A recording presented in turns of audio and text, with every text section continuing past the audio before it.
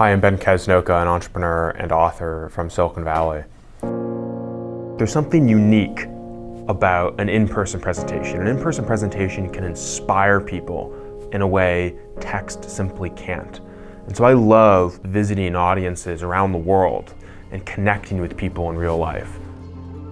One of the most memorable and yet challenging events I've ever done was to a Muslim boarding school in suburban Jakarta.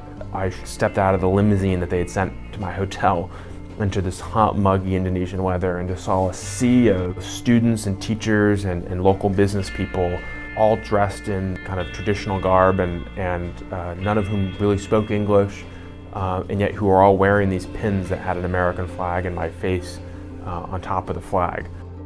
And it taught me that if you present themes in the right way, if you make an effort to understand who the audience is and speak to them in a way that will resonate, you can talk about anything with anyone.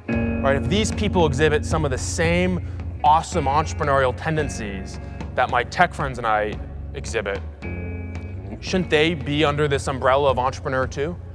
Maybe entrepreneurship is more of a life idea than a business one. Maybe it's more of a way of looking at the world than it is a discrete description of someone who starts themselves a new business.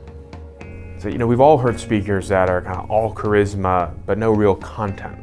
And I try to bridge those two worlds by both, inspiring an audience, trying to share some from my own personal journey and talk about why I'm optimistic about the future, but also share some real practical, specific, substantive ideas about how we can improve ourselves, improve our companies, and ultimately improve the world at large. We remember Jeff Bezos and Steve Jobs, but we forget about all the allies and lieutenants and networks they built up around them. In fact, entrepreneurs are killer networkers. They're amazing at building networks of people who can support the work they do. What is the mistake that most people make when they take risk? I think most people have a sense that risk is something you can avoid. In fact, you can't avoid risk. Every breakout career opportunity has risk.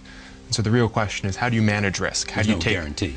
There's no guarantee. And I think if you look at, we profile a number of people in the book who have led these kind of adaptive entrepreneurial careers, like Sheryl Sandberg, for example, who started volunteering in India, helping the poor, and then was a management consultant, and then was at the World Bank, and then pivoted into the technology industry, and over the course of her career took many intelligent risks and sought out those opportunities that had some risk but also had tremendous upside.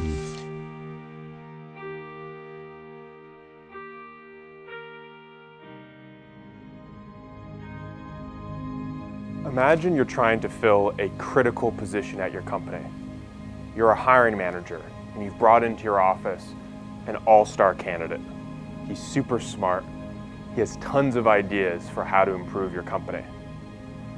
Best of all, he has lots of relevant experience. But then he starts to tell you some things that worry you. He tells you he wants to build his personal brand. He tells you he loves updating his LinkedIn profile regularly. He tells you he wants to do a lot of networking outside of your company.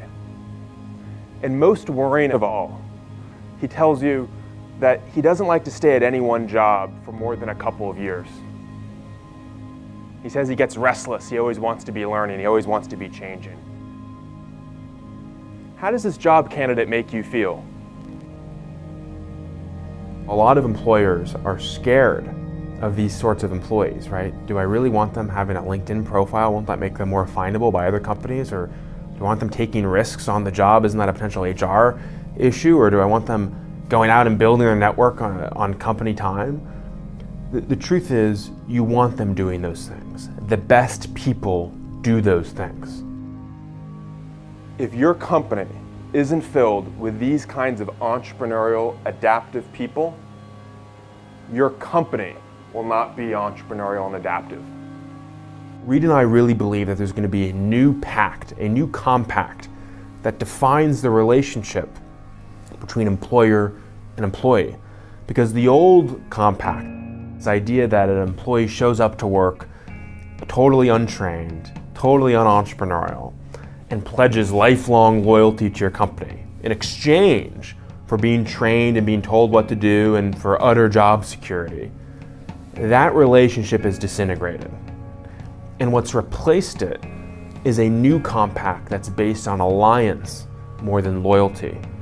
It's an alliance that acknowledges that the creative, adaptive superstars that you want to hire in your company are going to have certain entrepreneurial inclinations that need to be cultivated, that need to be embraced, that need to be channeled to benefit your company. I'm not a full-time speaker. And the reason I'm not a full-time speaker is I think it's really important to live in the world, to work at an office, to experience the things that most people experience on a day-to-day basis, so that when you do show up to make a presentation and give a speech, you can speak in a way that resonates with people who live in the real world. Whether I'm speaking to 3,000 people in a huge convention center or to a group of 4, uninspired college students, the goal is the same. If you can change the life of even one person, that has a ripple effect that can change the world. For entrepreneurs, impact is the drug of choice. And that's why if I can have an impact on even one person, that provides the ultimate satisfaction. It's why I do what I do.